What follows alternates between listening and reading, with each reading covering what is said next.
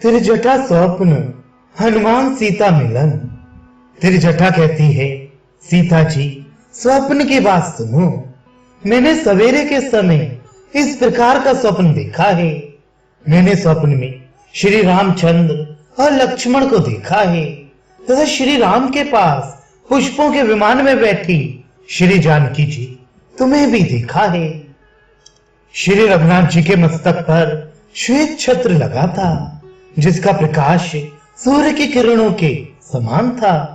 श्री रामचंद्र जी के बाणों के भय से व्याकुल होकर दानवों की सेना भाग रही थी।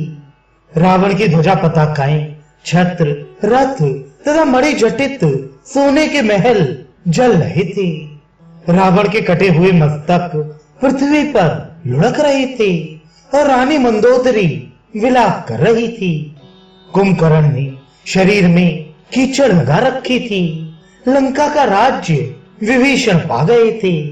लंका में आकर वानरों का दल प्रकट हो गया और श्री रघुनाथ जी की दुहाई विजय घोषणा हो गई।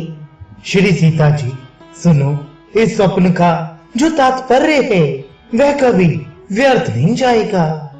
तेरी जटा की बात सुनकर श्री जनक नंदिनी ने अत्यंत दुख से लंबी श्वास ली और कहा, हा स्वामी श्री राम, हा लक्ष्मण, हा सास कौशल्या, जिसे त्रिभुवन नाथ स्वामी मिले हों, वे क्यों कर वनवास का कष्ट सह सकती है।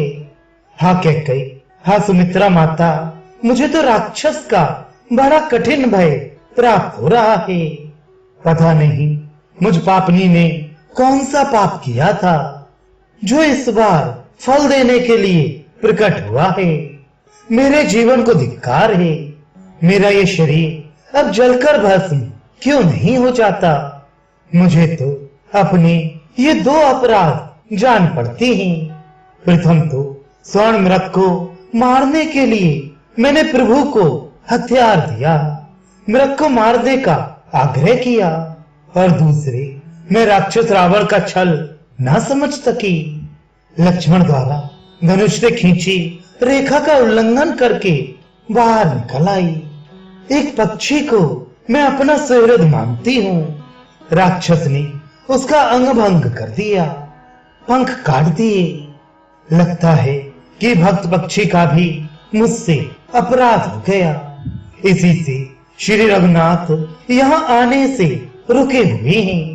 अपने मन की गति उन्होंने रोक ली है, अन्यथा इच्छा करते ही वे यहाँ पहुंचने में समर्थ हैं। इतना कहते ही बायां नेत्र और वक्ष स्थल फड़क उठे। अंगों ने शुभ शकुन प्रकट किया।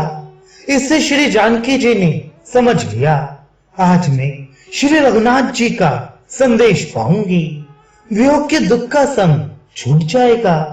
उस समय श्री जानकी जी को अकेली समझकर श्री हनुमान जी ने बोलकर वहां अपने को प्रकट किया।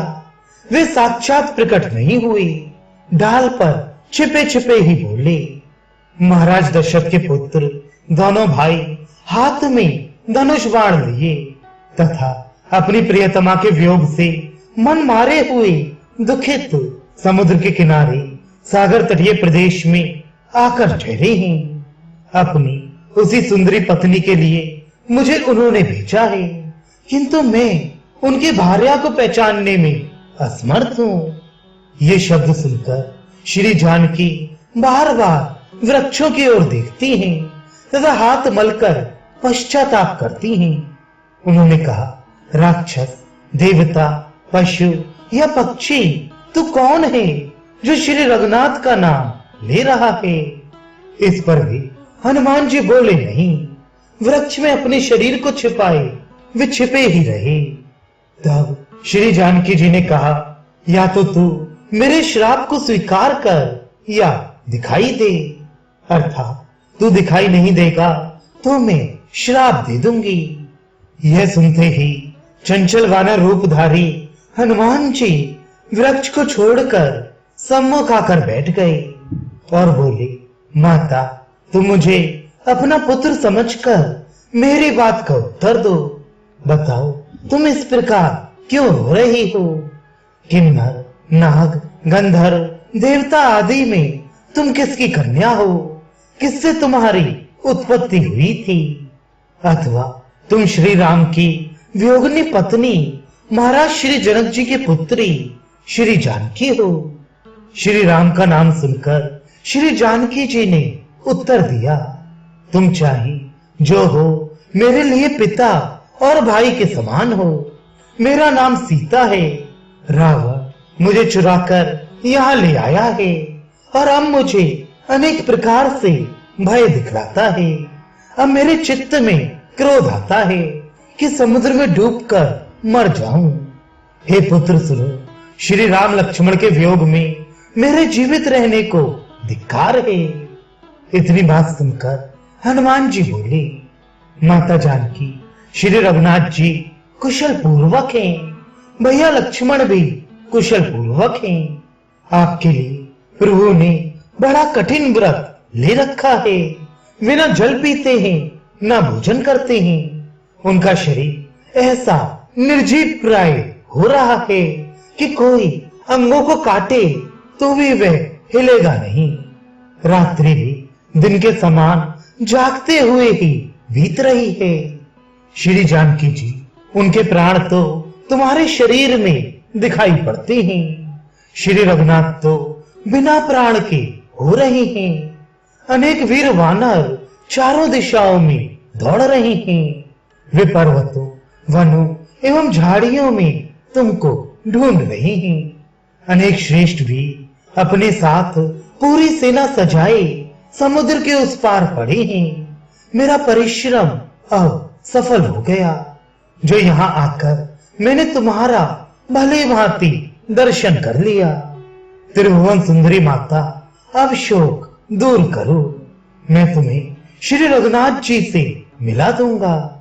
हनुमान जी की यह बात सुनकर उन्हें रावण का दूत समझकर श्री सीता जी के मन में संदेह उत्पन्न हुआ कि ये कोई राक्षस छल से वानर का रूप बनाकर यहाँ आया है। उन्होंने कान बंद कर लिए, आंचल से मस्तक ढक लिया और बोली, अरे राक्षस, अरे चोर, मेरा धर्म नष्ट करने के लिए तू क्यों बार बार यहाँ छल करके आता है?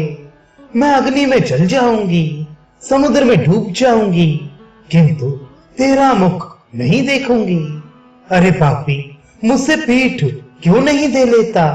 अर्थात मेरी ओर से मुंह क्यों नहीं मोड़ लेता? तेरा हृदय पत्थर के समान कठोर है। श्री जानकी जी की बातें सुनकर हनुमान जी हृदय में डरने लगे कि कहीं ये मुझे श्राप ना दे दें, और इस प्रकार व्याकुलता भरे वचन बोले, सभी देवताओं ने मिलकर मुझे वरदान दिया है और मेरा नाम हनुमान रखा है। मैं माता अंजना का पुत्र हूँ और श्री राम का दूत हूँ। उनके बल से ही मैं गर्जना करता हूँ। मुझ में अपना कोई बल नहीं है। जिस प्रभु ने अंगद और सुग्रीव की रक्षा की तथा बलवान वाली को मार दिया, हे माता, उसी प्रभु ने प्रेम पूर्वक अपनी अंगूठी मुझे दी है। इस प्रमाण चिन्ह को तुम लो, अपने दाहिने हाथ में इसे ले लो। अब सावधान होकर शोक को दूर भगा दो। मुद्रिका लेकर श्री जानकी जी क्षण में उस अंगूठी को देखती हैं और क्षण में हनुमान जी की ओर देखती हैं। वे रो रो कर कहने लगी, मुद्रिके, बता तो, मेरे जीवन की जड़ी, मेरे जीवन स्वरूप प्रभु को तूने कहाँ छोड़ा? प्रभु से मेरा यह संदेश पूछना कि जब वो और मैं एक ही स्थान पर विश्राम कर रहे थे, तभी कौवे ने मेरे शरीर को छू दिया था। इस पर प्रभु ने कुश का बाण बना लिया और देवराज इंद्र के रहते हुए कौवा बने इंद्रपुत्र जयंत को छोड़ा नहीं, उसका एक नेत्र फोड़ दिया। श्री रघुनाथ जी का वह क्रोध रावण के बाद कहाँ नष्ट हो गया? सूरदास जी कहते हैं, श्री जानकी जी ने हनुमान जी को पास बुलाकर बैठा लिया। उनका मुख देखकर पुत्र के समान स्नेह से आंचल से बलैया लेने मुख पहुंचने लगी। अत्यंत दीन होकर उनके पैर पकड़ने लगी और बोली, सुकुमार पवन कुमार, चिरंजीवी हो, तुम्हारी भुजाओं में बहुत बल हो, ये उपवन के अमृत के समान फल खाओ। इस बार मुझे स्वामी से मिला दो, फिर प्राण क्यों ना चले जाएं।